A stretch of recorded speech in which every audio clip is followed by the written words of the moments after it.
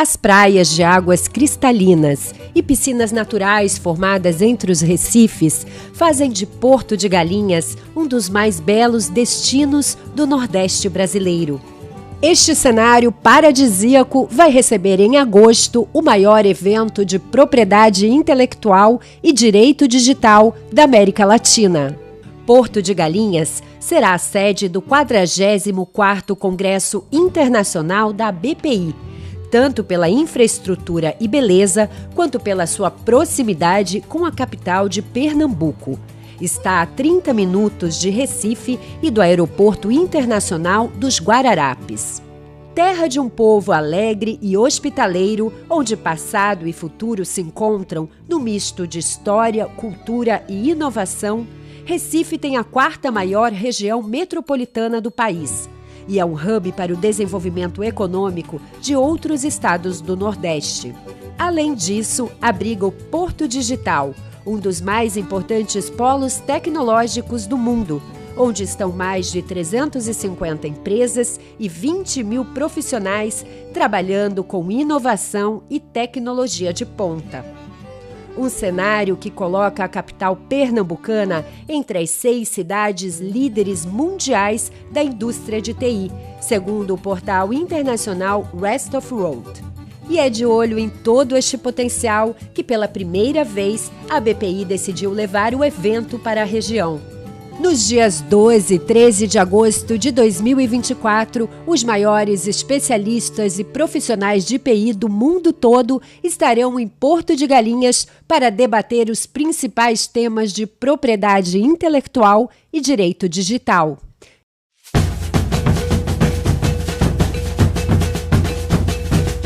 E também, é claro, para muito networking. Não perca a chance de fazer parte desse evento. Junte-se a nós no 44º Congresso Internacional da Propriedade Intelectual da BPI. Estamos ansiosos para te receber lá.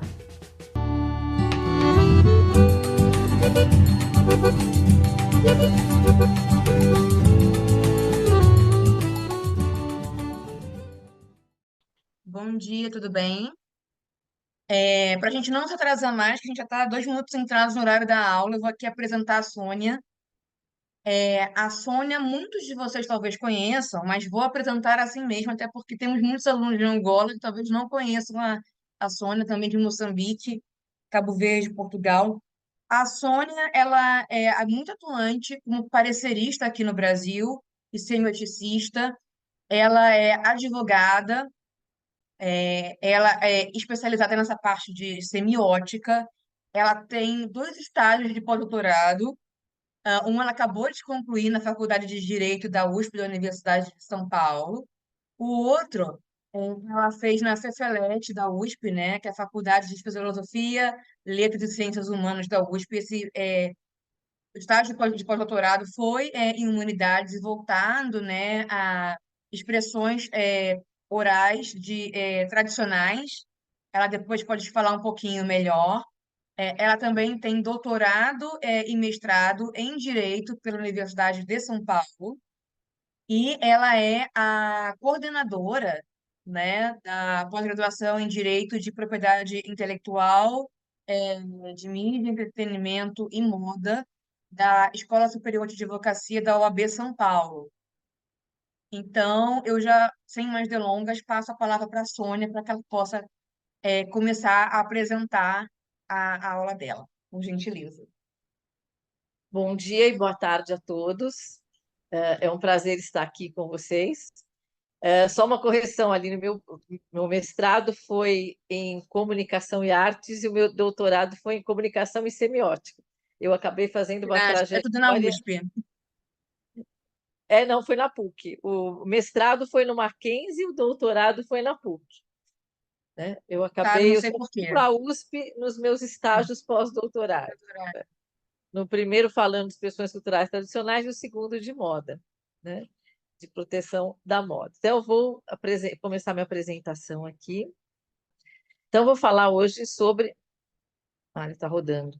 As expressões culturais tradicionais e a sua proteção pela propriedade intelectual.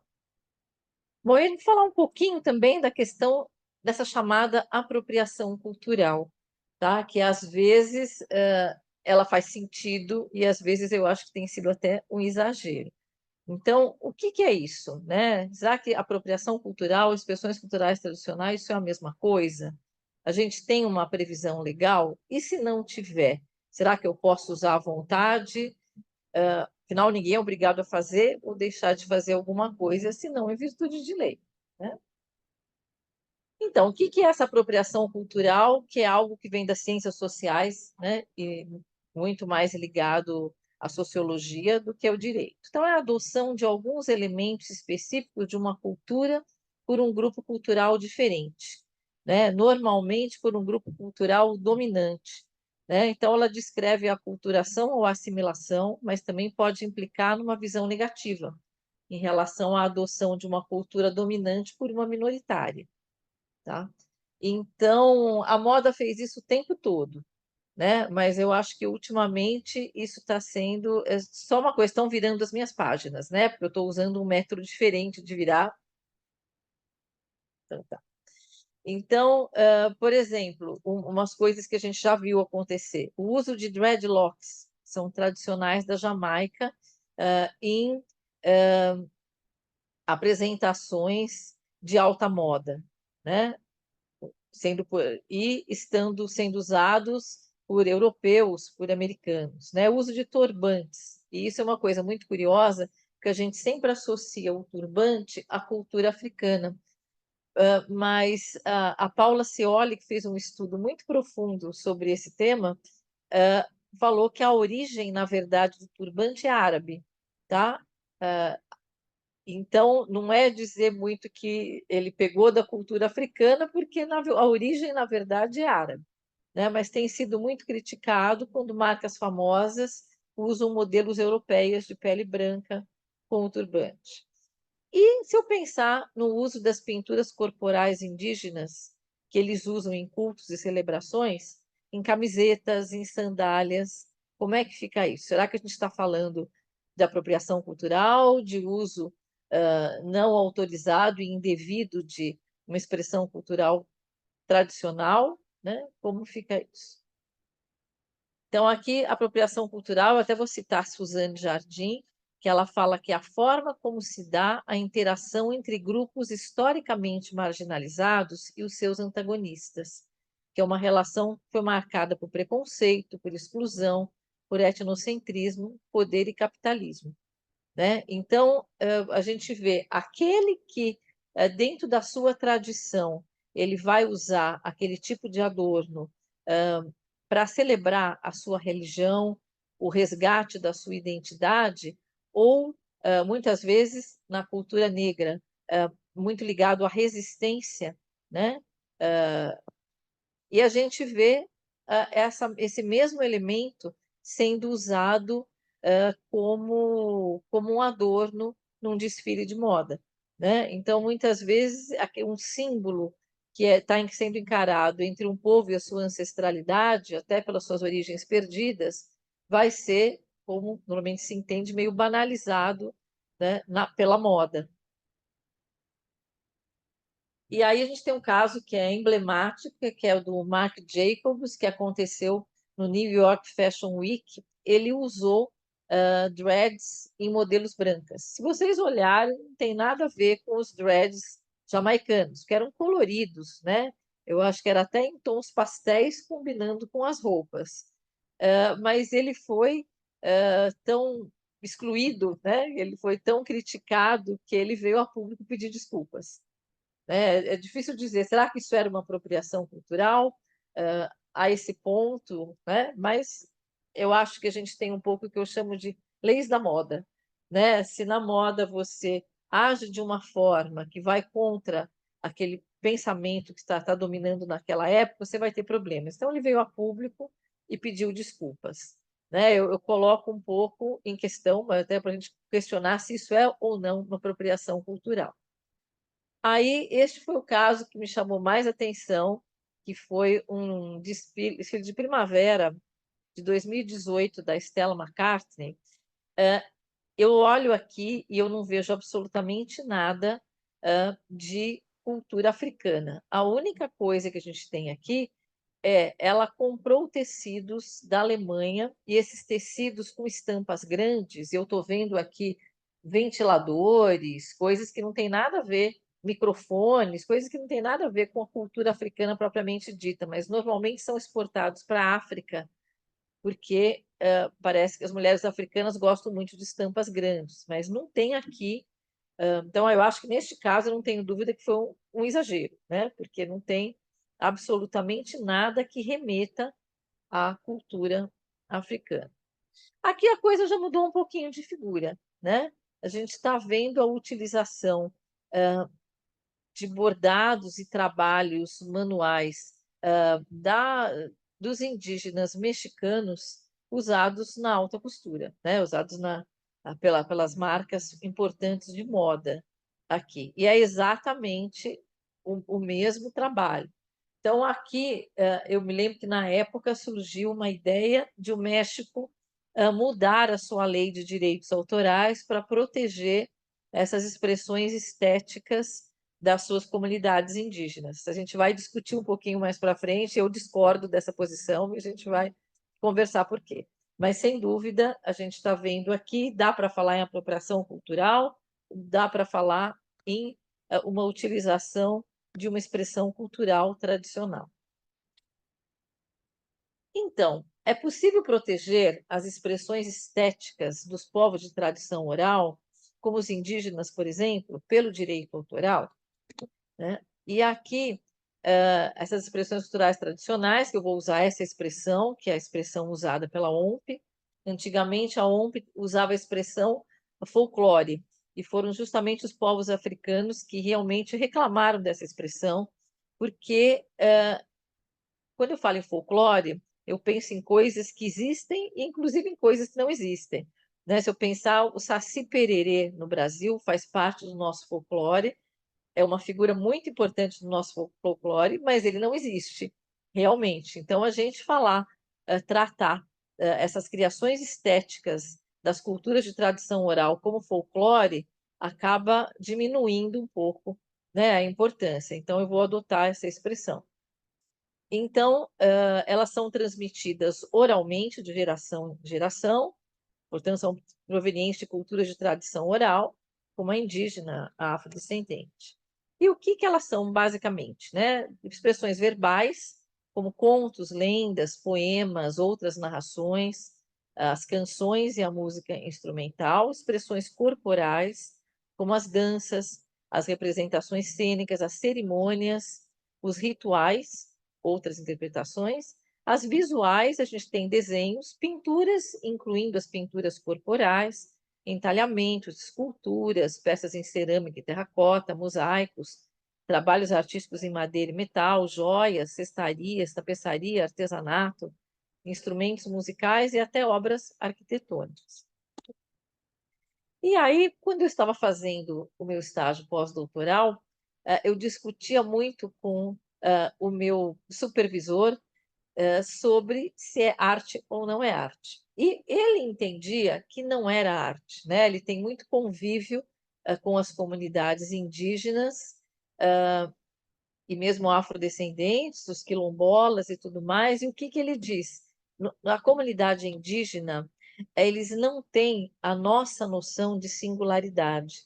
Eles não fazem aquilo querendo fazer arte ou querendo expressar a sua singularidade. Aquilo acaba acontecendo como uma expressão coletiva da sua tradição. Né? E aí, essa questão, para eles existe o coletivo, essas manifestações que nós chamamos de estéticas fazem parte de uma vivência coletiva e não são vistas como arte por eles que estão criando. Né? Então, eu acho que eu cheguei a um ponto comum com ele, eu falei, bom, então tá, pelo ponto de vista do fazer artístico, eu posso entender que eles não se sentem fazendo arte. Só que eu tenho um resultado estético, né? Eu tenho que olhar sobre o ponto de vista do resultado estético e mesmo da história da arte.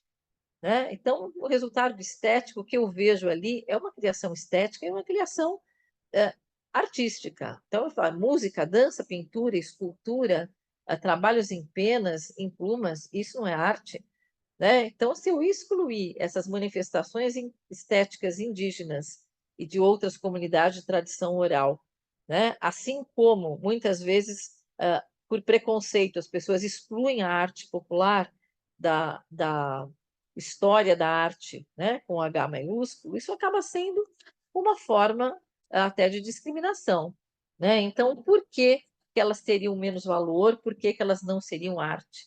E até a arte rupestre, né, feita pelos homens pré-históricos, nem imaginavam que era isso, nós estudamos na história da arte, né? Então, aqui tem uma obra que eu gosto muito, eu tive a sorte de conseguir um exemplar, porque é totalmente esgotado, que é a História Geral da Arte no Brasil, organizada pelo Walter Zanini, e ele tem, nesse livro maravilhoso, em 2 volumes, que ele traz um capítulo grande sobre a arte índia. E quem escreveu foi o Darcy Ribeiro. E é belíssimo. E ele fala das artes do corpo, como a pintura, a arte plumária. A arte plumária é muito importante na tradição indígena. As danças dramáticas, as máscaras. Ele fala da música, do que ele chama de arte lítica, que é a produção instrumental de uso corrente, com machados de pedra, cunhas, os traçados e tecidos, então aquela fiação de barbantes e cordas, os cestos, abanos, as chamadas por ele artes de festa, são as festas cerimoniais, cuja concepção congrega a comunidade inteira nessas festas, né? E aí as grandes malocas, né? Que são a arquitetura e a edificação das malocas. E ele fala que as nossas artes eruditas não ficam nada a dever à arte indígena, que elas, na verdade, são transposições das artes dos invasores, né? E que a arte dos povos indígenas é extremamente importante, né? E tem um texto mais recente, que é sobre a arte brasileira, da pré-história aos anos 60, organizada pela Fabiana Werneck, que também mostra a preocupação com a história social da arte brasileira e a valorização da arte indígena e da arte popular na história da arte brasileira. E aqui a gente tem a cerâmica dos Assurini, no Pará, dos Aurá, no Parque Nacional do Xingu, os tecidos, a gente tem uma série de criações estéticas que, inclusive, são reconhecidas como patrimônio cultural da humanidade. Então, voltando, a gente tem, sim, essas expressões culturais tradicionais, como eu falei, eu vou usar essa expressão, né? Elas são expressões estéticas das culturas de tradição, transmissão oral. Então, sob esse ponto de vista, elas poderiam sim ser protegidas pelo direito autoral. Só que a gente vai encontrar alguns problemas, né? E só uma coisinha, questão que a gente vê aqui, o primeiro problema é a nomenclatura, né? Então, expressões culturais tradicionais é a expressão adotada pela Organização Mundial da Propriedade Intelectual, pela OMP, e ela estava sendo adotada num pré-projeto de nova lei de direitos autorais, que eu acho que deve ter uns 15, 20 anos já, e nunca vai virar lei de direitos autorais, né? A forma mais ampla adotada na Constituição Federal é patrimônio cultural e material, que inclui as expressões culturais tradicionais e os conhecimentos tradicionais. Então, ela tem um conceito mais amplo. Existe a expressão que vem da antropologia, que é saberes e fazeres das culturas tradicionais de transmissão oral do Brasil, que é um termo enorme, mas que passou a ser adotado naquele um projeto de lei que, aliás, eu acompanho esse projeto de lei há 10 anos e ele não vai para frente. É aquela lei dos mestres, né? Virou agora Política Nacional de Proteção e Fomento aos Saberes e Fazeres das Culturas Tradicionais de Proteção Oral no Brasil. Foi a junção de 2 projetos, que era a Lei dos Mestres e o projeto de Lei Griot, que esse era realmente muito profundo, muito importante, né? O outro era muito simples, e aí juntou e ficou algo bem diferente. E a Lei de Direitos Autorais, ela chega a falar em expressões de folclore, tá? Que eu entendo aqui como sendo expressões culturais tradicionais. E tem o artigo 45, que eu não consigo ler aqui porque cortou, mas que fala Deixa eu ver. Em conhecimentos étnicos, né, e tradicionais. Quando eu penso em conhecimentos tradicionais, vocês vão ter o privilégio de ter aula com o doutor Marinello logo em seguida, é outra coisa, né? Conhecimento tradicional é, por exemplo, você usar uma planta, extrair algo de uma planta que vai curar uma doença ou vai curar alguma coisa. Não tem a ver com uma criação estética. Então, a gente vê que essa expressões culturais tradicionais, infelizmente, ainda é pouco usada. Quando eu falo sobre isso, a maioria das pessoas não sabe muito bem o que é, né? E é uma pena, eu acho que tem que ser difundido porque ela é a mais adequada, né? Ela não é à toa que ela foi adotada pela ONU. Tá? E aí, vamos chegar na nossa questão. Eu posso proteger pelo direito autoral? Né?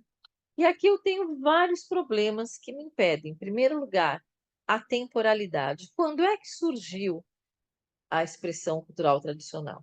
Esse momento é indefinido. Eu não sei como ela surgiu, tá? Eu não sei como tem um prazo de proteção, porque a regra geral, quando eu penso no direito autoral, é uma proteção que vai até 70 anos do ano seguinte à morte do autor. Quem é o autor? Eu não tenho um autor, né? Eu não sei quando foi criada aquela expressão estética. A autoria não é identificável. Não é possível identificar um autor ou coautores. Quem são os criadores?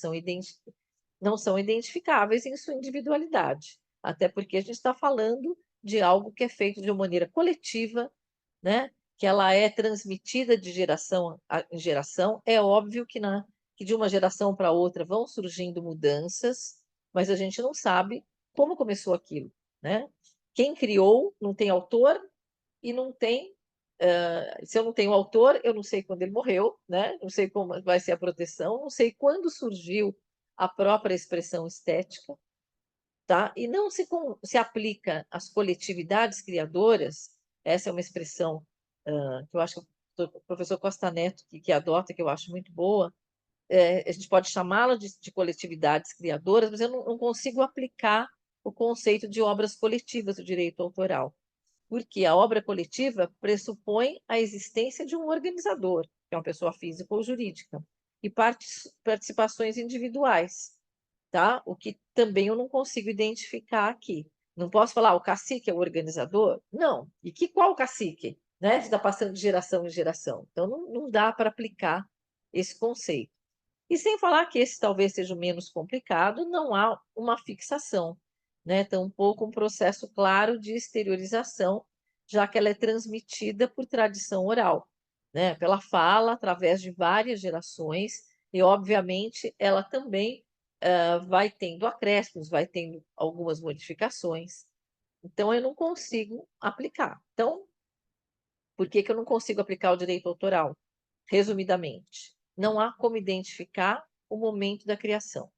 E, por conseguinte, não há como se estabelecer um prazo de proteção. E se eu falar, não, veio da geração anterior, então estaria tudo em domínio público. Todo mundo poderia usar à vontade, né? Outra questão, não há como definir a autoria, né? Elas não são expressões criadas por um ou mais indivíduos identificáveis, e sim provenientes de uma coletividade criadora e transmitidas oralmente de geração em geração, né? E justamente por serem oriundas de tradição e transmitidas de geração em geração oralmente, eu também não tenho fixação em algum suporte. Portanto, apesar de elas terem um cunho cultural e artístico, o que poderia equipará-las às obras intelectuais de cunho estético, né, protegidas pelo direito autoral, essas características que eu apontei aqui, têm principalmente a temporalidade e impossibilidade de identificação da autoria, impede a sua proteção pelo direito autoral. Mas aí, então, não tem proteção nenhuma, mas aí nós saímos do direito privado, onde neste momento a gente não tem como proteger, pelo menos não pelo direito autoral, e vamos olhar como é que a gente vê essa questão sob o ponto de vista do direito público. Então, aqui, se nós olharmos a Constituição Federal Brasileira de 1988, nós vemos no artigo 216, que constituem patrimônio cultural brasileiro os bens de natureza material e imaterial, tomados individualmente ou em conjunto, portadores de referência à identidade, à ação, à memória dos diferentes grupos formadores da sociedade brasileira, nos quais se incluem, tá, as formas de expressão, os modos de criar, fazer e viver, as criações científicas, artísticas e tecnológicas. Então, aqui, formas de expressão, até os modos de criar e as criações artísticas, estéticas em geral, né? Além das outras edificações, além dos conjuntos urbanos e as criações científicas e tecnológicas, né? A gente vê que as expressões culturais tradicionais não são chamadas desta forma, mas estão aqui. Tá?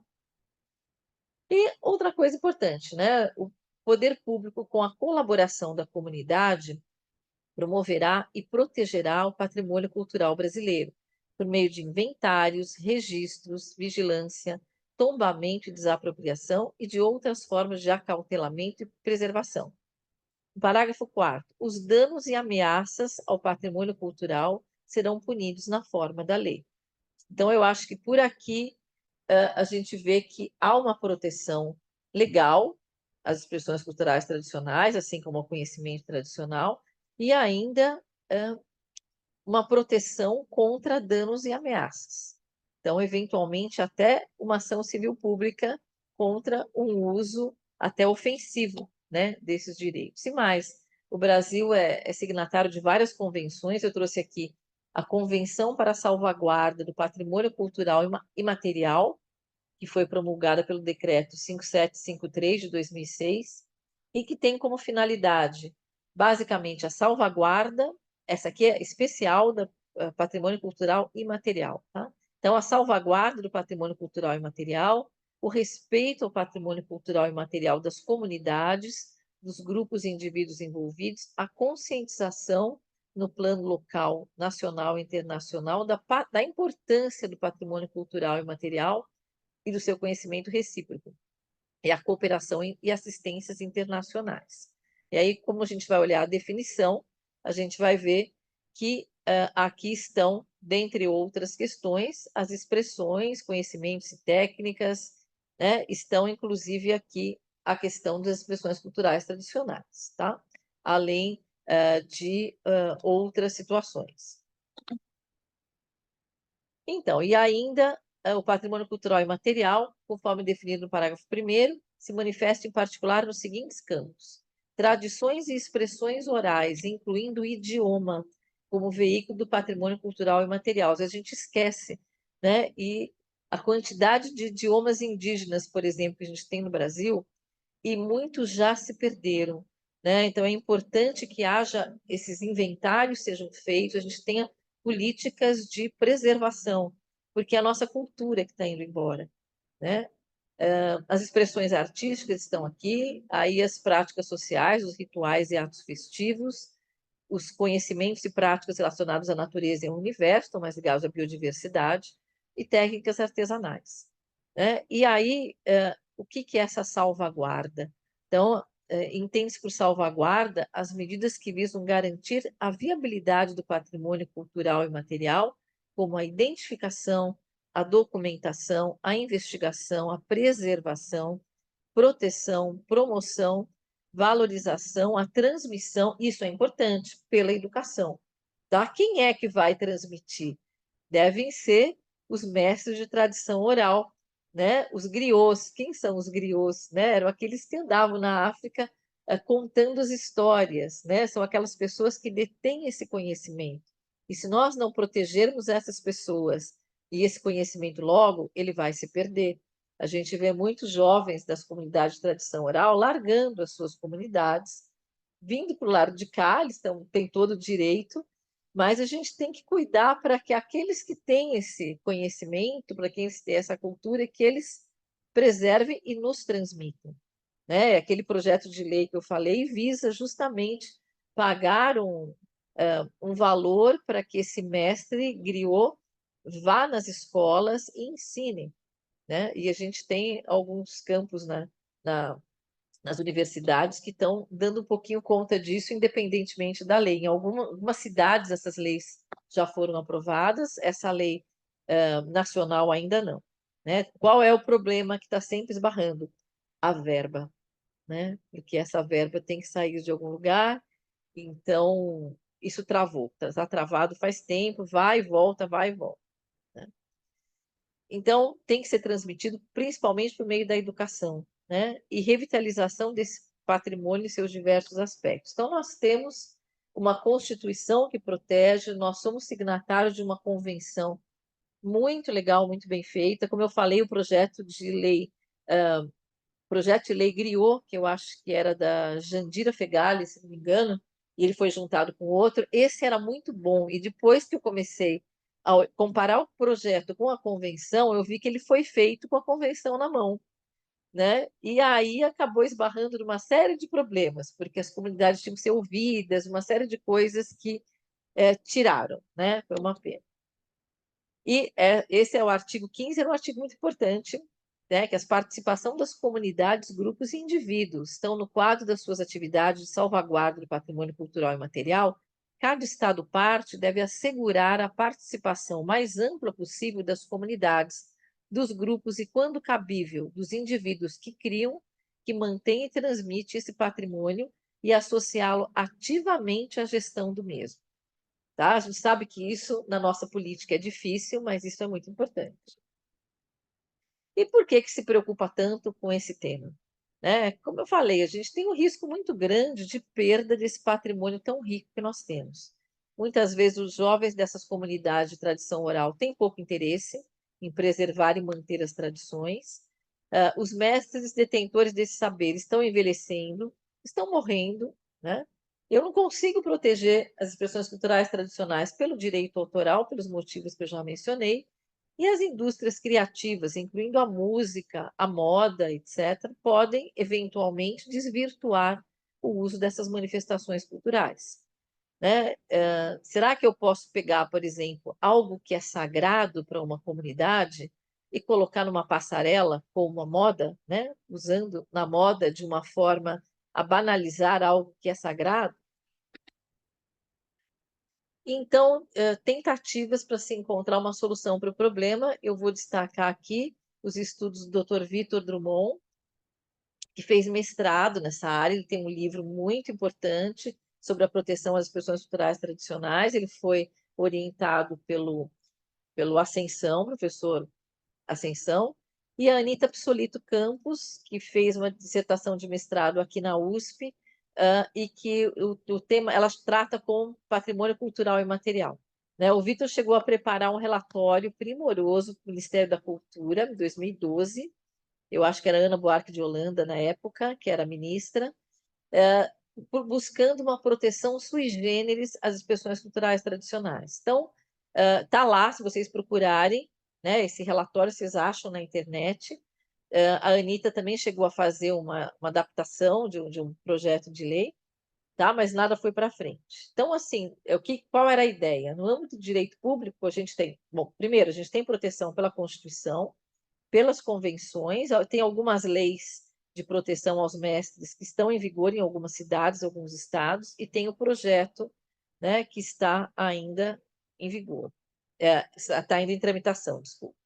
E no âmbito acadêmico, a gente tem o Encontro de Saberes, que é a Universidade de Brasília, e a produção partilhada do conhecimento, que eu tive a oportunidade de conhecer mais a fundo, porque acontece na USP, e hoje a gente está vendo acontecer uma coisa muito legal: os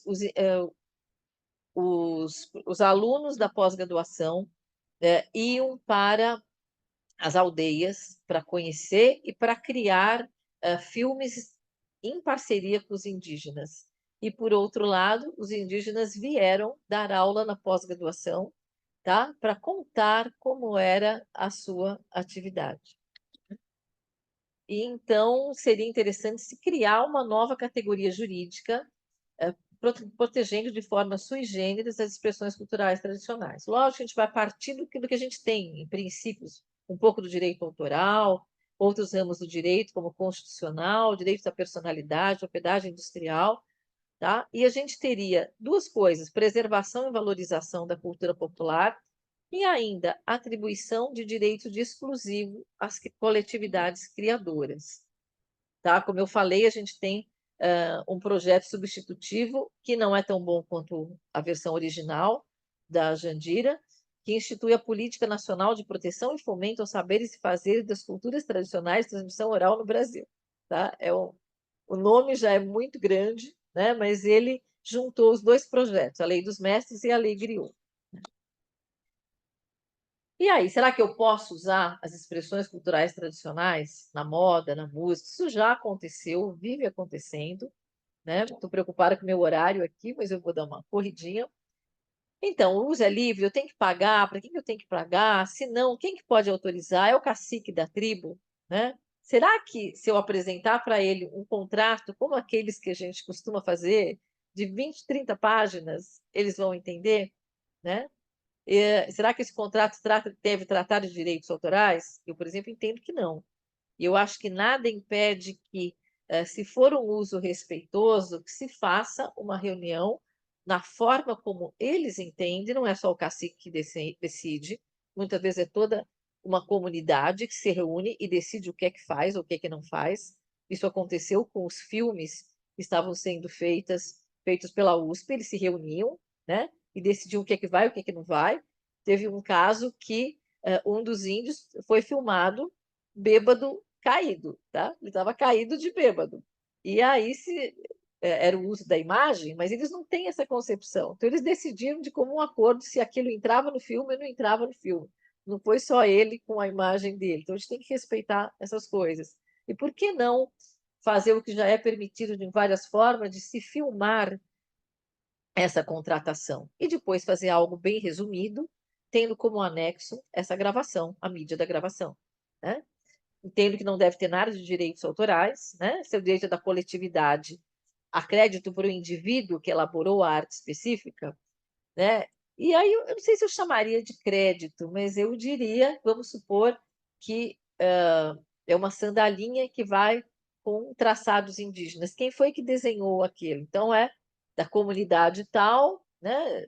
Traçados feitos pelo fulano de tal. Eu até faria isso, que eu acho que é bom. Agora, e se outras comunidades, tribos indígenas, por exemplo, se sentirem ofendidas com o uso ou reclamarem que não receberam a parte delas? Né? A gente tem um caso concreto, existiu um vídeo, está o link aqui, mas infelizmente eu acho que de tanto eu falar nesse caso, apagaram o link. Eu deveria ter gravado antes, não fiz isso. Eu fui mostrar outro dia na ESA o link e o vídeo e o link foi embora, mas eu tinha algumas telas gravadas. Na verdade, o que eles fizeram aqui? A Havaianas disse, inclusive, que elas que não foram vendidas. Eles fizeram... Era um evento que estava acontecendo, os índios pintaram o próprio corpo, fizeram uma dança ritual, depois eles pegaram os moldezinhos e cada um fez alguns desenhos. E eles escolheram os que estavam mais legais para fazer a sandália. Segundo eles, foi só para uma exposição, né? Se vocês conseguirem assistir os vídeos, o vídeo é uma publicidade institucional, quer dizer, lógico, é propaganda da Havaianas, publicidade institucional, não deixa de ser publicidade, mas trata com muito carinho, muito respeito os nossos indígenas. Então, não foi uma coisa desrespeitosa. Agora, os índios estão na internet, a gente pensa que não, mas eles estão. Eles começaram a ver, né? E várias comunidades do Xingu falaram: pera lá, né? Nós não fomos consultados, nós não ganhamos nada com isso, são 16 povos, no Alto Xingu são 9, né? Ninguém foi consultado, e aí? Então, aí a gente vê que ninguém quer falar muito, mas, de uma certa forma, existe uma portaria da FUNAI, que é 177, feita com toda a boa vontade do mundo, mas tratando as expressões culturais tradicionais como fossem direitos autorais, né? E parece que o contrato que foi feito aqui foi com base nessa portaria, que é uma pena, porque isto não é direito autoral, como nós falamos, tá?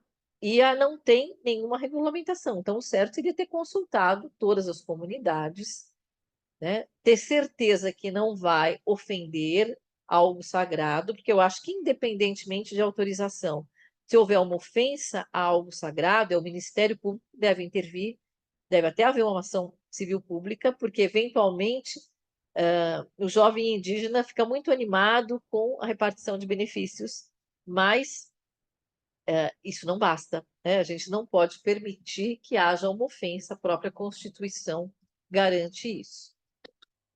E aqui são algumas cenas. Primeiro eles fizeram a pintura corporal, aí eles dançaram, aí eles pegaram, vocês estão vendo aqui um moldezinho, e cada um começou a desenhar. E eles escolheram as que eles acharam que estavam mais bonitas. Mas, segundo Havaianas, não foi vendido, foi só para fazer uma publicidade institucional. Tá? Não, que eu saiba, não teve processo, teve um advogado envolvido, ele falou, a gente não quer proibir, a gente quer conversar, a gente quer negociar. Né?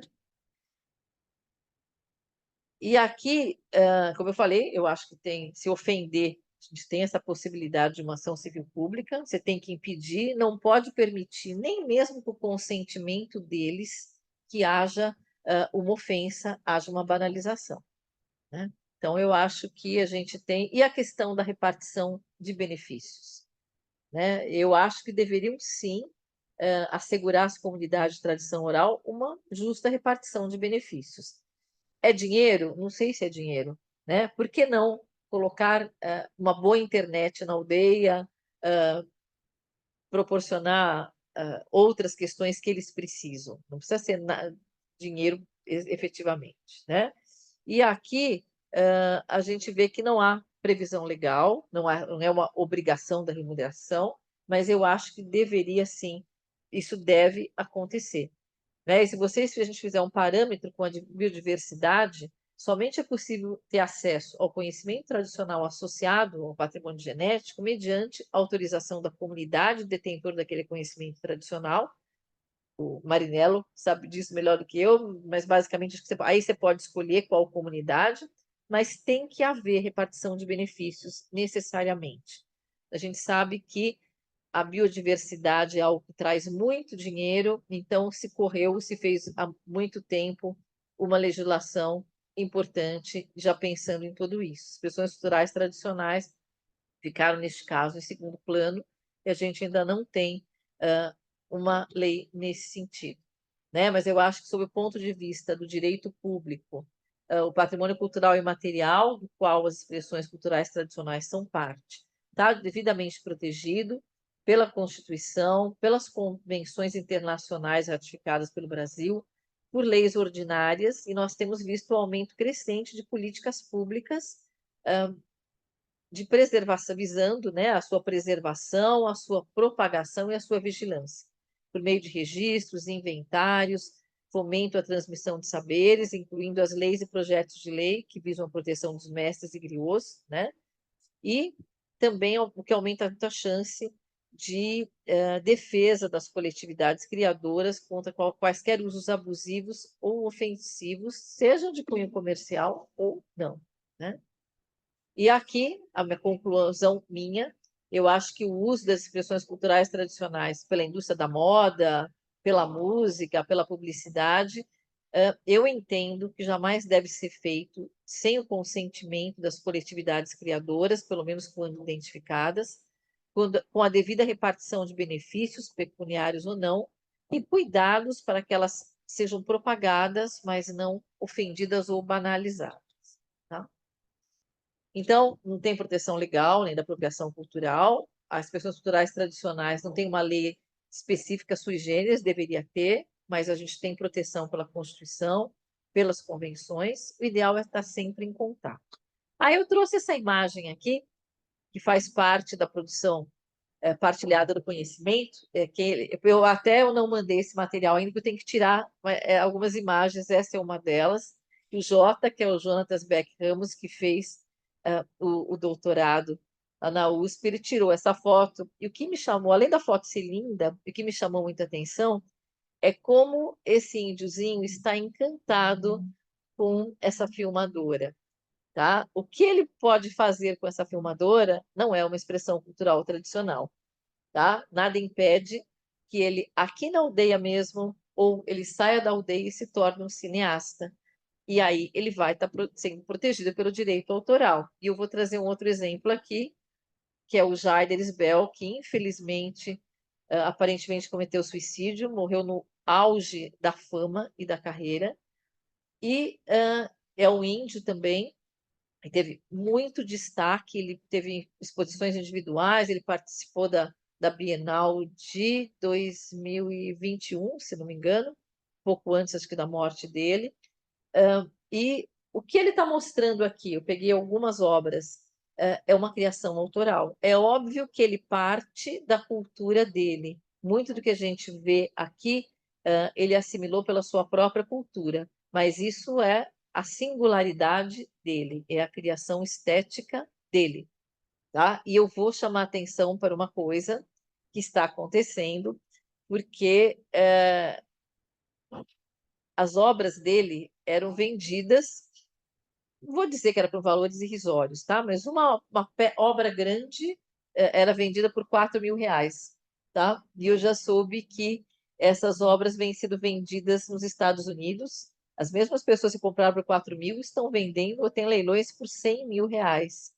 E é importante alertar para o artigo 38 da nossa Lei de Direitos Autorais, que trata do direito de sequência, tá? Então, a diferença entre esses 4.000 e os 100.000 dólares, 100 mil dólares, desculpa, deveria ter pelo menos que, olha, o autor tem o direito irrenunciável e inalienável de perceber, no mínimo, 5% sobre o aumento do preço, eventualmente verificável em cada revenda de obra de arte ou manuscrito, sendo originais, né, que houver alienado, tá? E, de qualquer forma, isso é transmitido aos herdeiros. Então, aqui a gente vê alguém que saiu de uma comunidade de tradição oral, criando, com base na sua singularidade, obras de arte protegidas, sim, pelo direito autoral, e também que os seus herdeiros têm direito a receber o direito de sequência. Então, agradeço, acho que eu consegui manter o meu horário aqui. A coordenação agradece a manutenção do horário. Foi incrível, Sônia. E a gente tem algumas perguntas no chat, algumas você já respondeu na sua apresentação, então eu não vou fazer. Mas a Marina, por exemplo, está perguntando aqui. Bom dia, Sônia. Apesar da dificuldade de proteção dessas expressões pelo direito autoral, nessas comunidades originárias, como você explicou, qual a perspectiva de proteção por meio de indicação geográfica?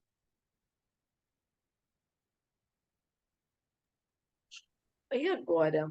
Eu acho difícil, não sei, a gente pode pensar nisso também, né? Eu acho que a gente tem que partir, o ideal é a gente ter uma proteção sui generis, vai partir de tudo aquilo que a gente tem.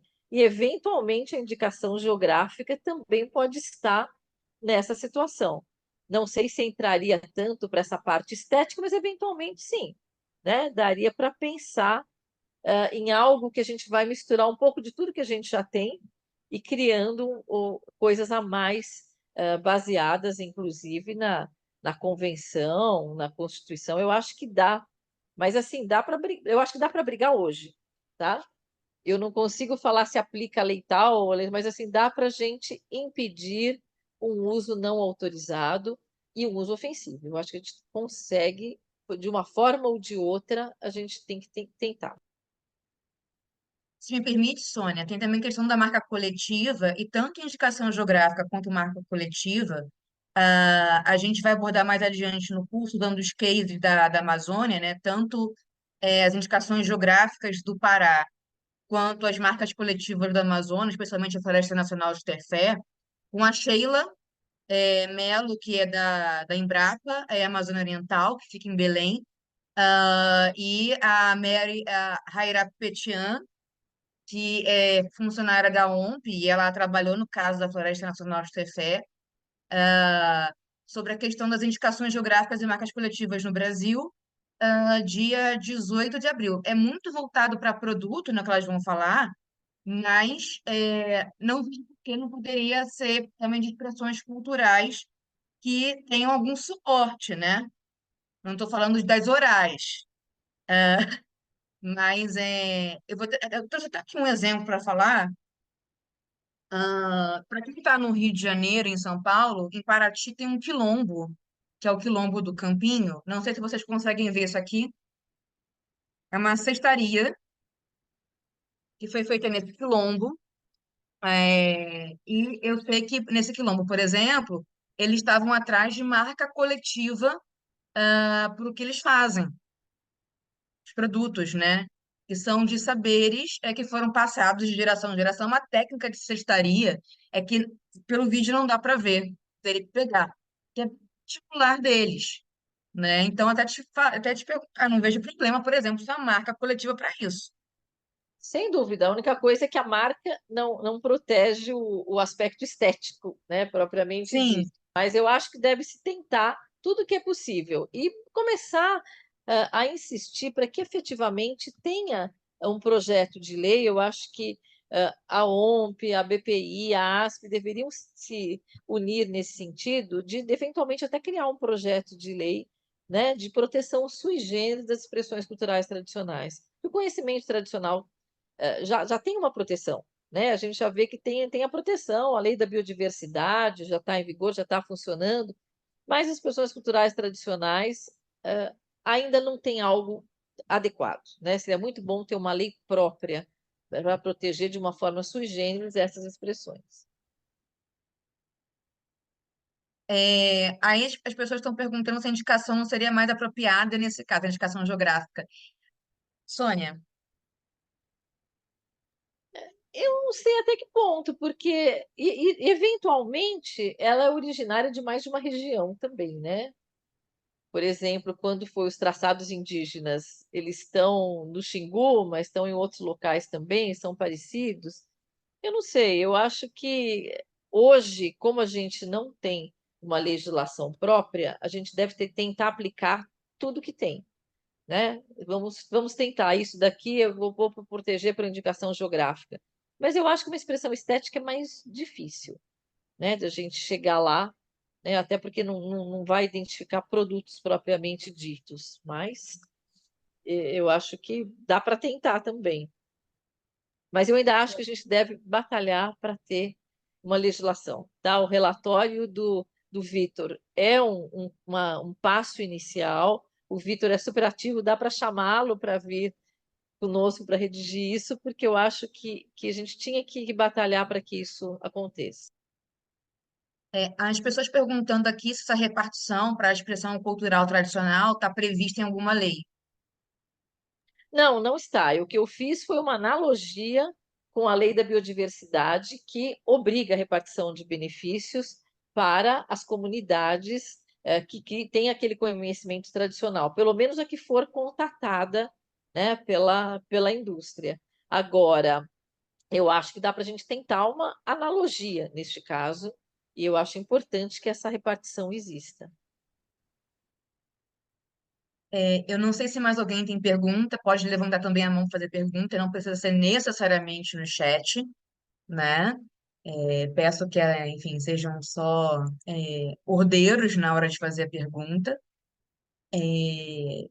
Eu trouxe esse exemplo do Quilombo do Campinho, até por uma coisa, como a gente tem muitos alunos aqui da Angola, eu posso até depois colar aqui no chat. Eu acho que a Sônia falou muito de comunidades indígenas, né? Mas aqui no Brasil a gente também tem a influência africana muito forte.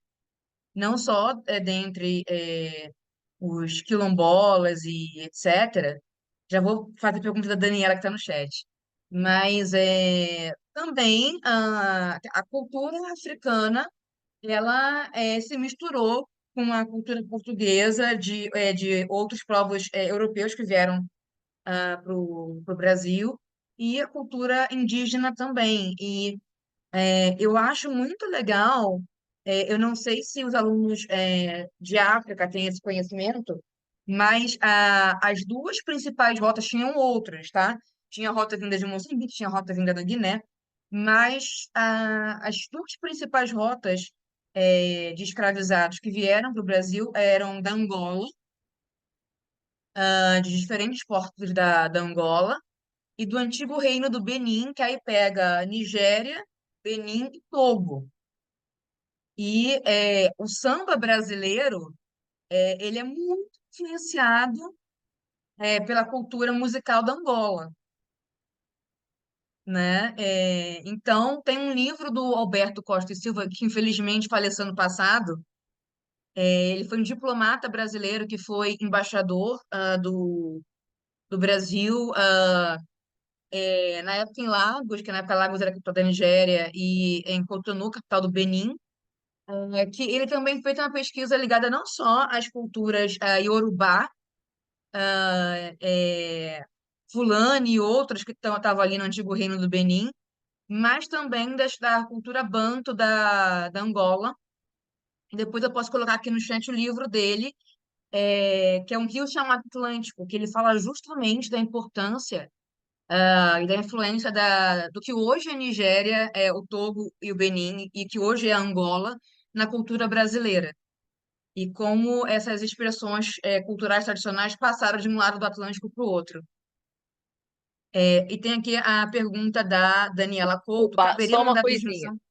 Você mencionou da música, e em todo o Brasil, e principalmente em Minas Gerais, a gente tem ainda a cerimônia de coroação dos reis Congo, né? As Sim. congadas. E inclusive o professor Byron, né, que foi meu supervisor ele participou bastante disso. E tem uma, eu não consigo lembrar o nome, mas tem uma música do Milton Nascimento que é exatamente aquela música que eles cantam nas congadas, né? E alguma comunidade ganhou alguma coisa com isso? Não, né? Com certeza não. Vai além, Sônia. Tem a questão da Folia de Reis. A Folia de Reis, pelo que eu entendo, veio também da Angola. Eu sou 100% de ascendência portuguesa do lado do meu pai, mas do lado da minha mãe, não. Do lado da minha mãe é portugueses, indígenas e afrodescendentes que eu suponho que vieram da Angola pela região que se estabeleceram no Rio de Janeiro. Mas eu não tenho como afirmar porque essa memória, infelizmente, se perdeu. A gente não. No lado português, eu sei 100%. Eu sei da aldeia, tudo, do navio que chegaram no Rio de Janeiro. E do lado indígena e afrodescendente, eu sei pouquíssimas coisas. Mas o meu avô materno, ele participava de Folia de Reis, e tem as músicas que são banto, né? São angolanas. Eu não sei de que parte da Angola, mas eu sei que são angolanas, né? Então, aqui a Daniela perguntou, caberia mandado de junção enquanto não tem lei? Olha, eu acho que também seria uma possibilidade, justamente porque a gente não tem uma lei a ser aplicado, né? Você não tem uma norma regulamentadora, então eu acho que também é possível. Então, assim, meios para defender, nós temos, né? O que eu acho que está faltando era dar esse exclusivo às comunidades, dar uma possibilidade de elas também se beneficiarem com isso. Contra abusos, eu acho que a gente tem mecanismos, principalmente direito público, para usar. Agora, para proteger as comunidades, no sentido de que elas também possam, de alguma forma, oferir um benefício com isso, é isso que está faltando.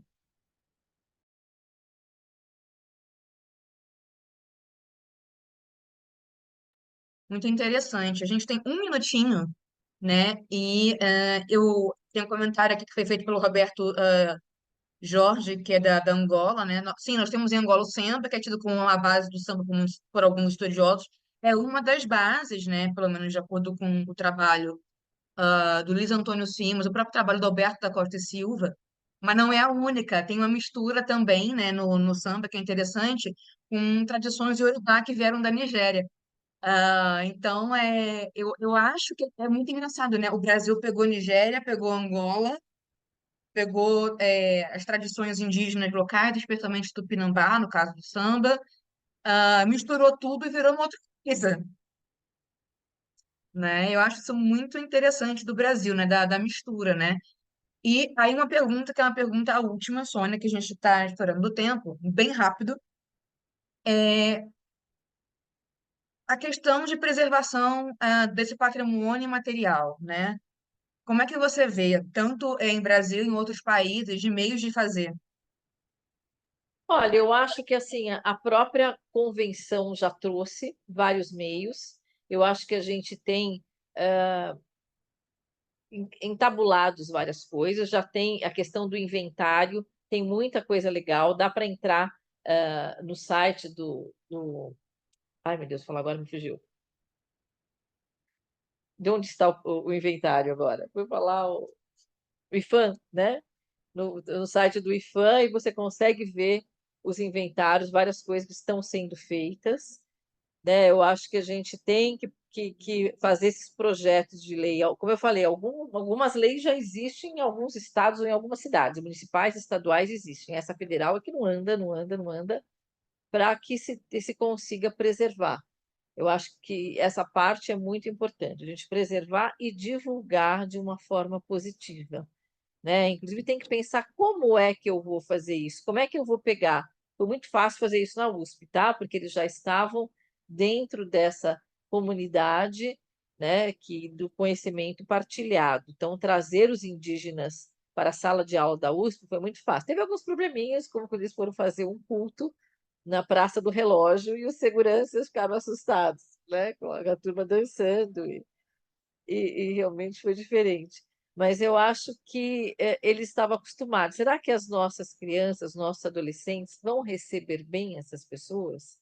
Vão entender a presença deles? Então, eu acho que isso tem que entrar na educação de uma forma mais ativa, não só trazendo a pessoa de fora, mas na própria educação tradicional, isso deveria já estar entrando, para que eles estejam até preparados para quando venham essas pessoas, que eles saibam recebê-los, né? Não vão achar engraçado, ridicularizar, que isso seria horrível, né? Eles têm que estar preparados para receber, entender e aprender com essas pessoas que não têm o nosso conhecimento, mas têm um outro muito rico também, né? E a nossa diversidade, eu acho que é a nossa maior riqueza.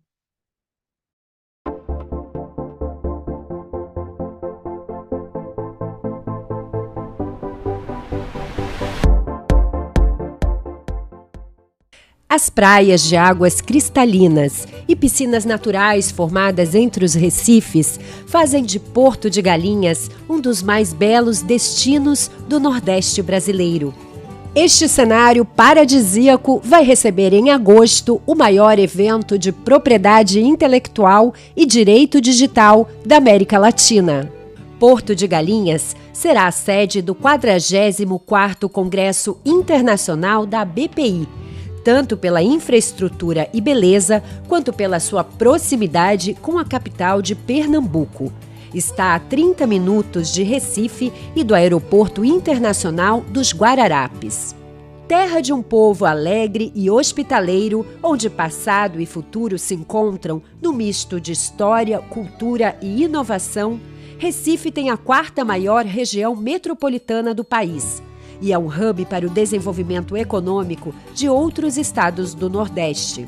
Além disso, abriga o Porto Digital, um dos mais importantes polos tecnológicos do mundo, onde estão mais de 350 empresas e 20 mil profissionais trabalhando com inovação e tecnologia de ponta. Um cenário que coloca a capital pernambucana entre as 6 cidades líderes mundiais da indústria de TI, segundo o portal internacional Rest of World. E é de olho em todo este potencial que, pela primeira vez, a BPI decidiu levar o evento para a região. Nos dias 12 e 13 de agosto de 2024, os maiores especialistas e profissionais de TI do mundo todo estarão em Porto de Galinhas para debater os principais temas de propriedade intelectual e direito digital.